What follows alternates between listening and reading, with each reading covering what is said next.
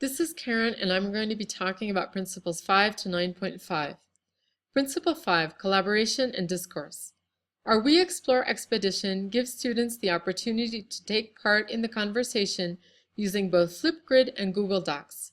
First, they have a Flipgrid asking questions to the experts who are animal rescuers and veterinarians both in Mexico and the US.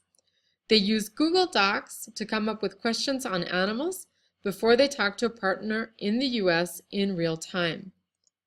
They also use Flipgrid to express what they learned about animal treatment in the US after the different interactions and exploration of content on the site.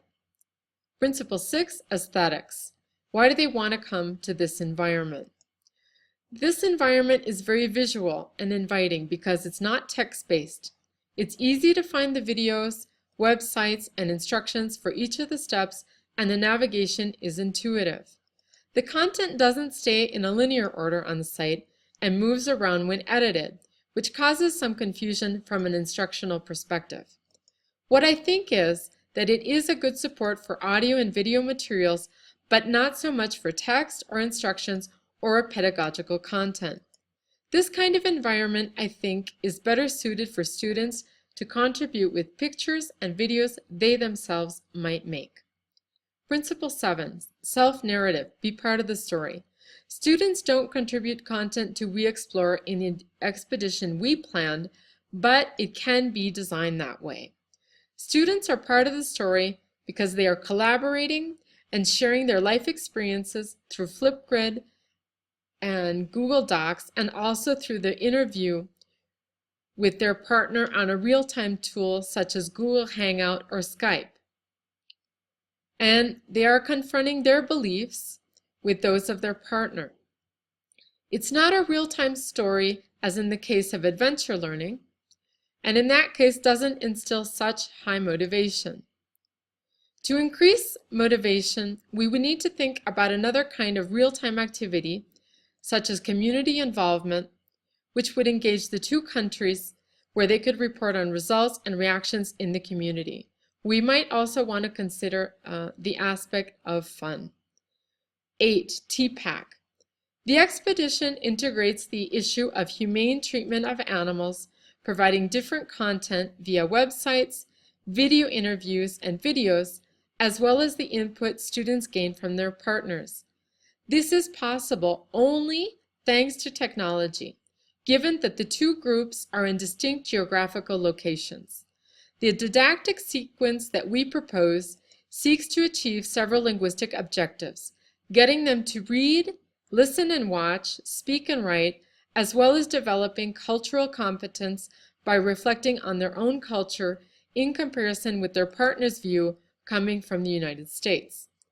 These are the skills which are typically developed in a language course, although in this case, we are able to offer the plus of having a real-time cultural element through the live interviews across cultures.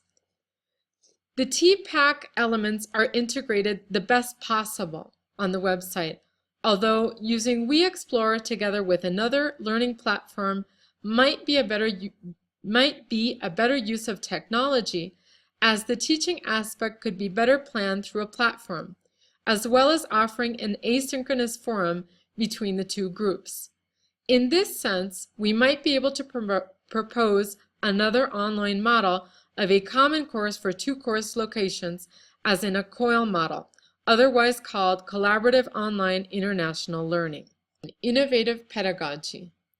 The fact that we're trying to bring together two distant classrooms for the students' mutual benefit in terms of language and culture is innovative. Even just 20 years ago, this was a very difficult undertaking because the affordances technology offered were few. Now we are able to share experiences, language, projects, desires, and knowledge across borders at a much lower cost to benefit a greater number of people. 9.5. Design as a learner. What are you going to do as a learner? While we can add collaborators to the We Explore site so the learners can add content, I feel a bit uneasy about that function, since they might erase current content. As a learner, I think the site is aesthetically motivating and can reinforce their cultural identity and willingness to share thoughts about their culture and reflect and compare their ideas and beliefs with others. As I mentioned, I think we could offer the We Explore environment as a place where students can put their work, their experience, and learning in the form of videos, interviews, and images. Some pedagogical adjustments would need to be made, giving the learner greater control over decision making.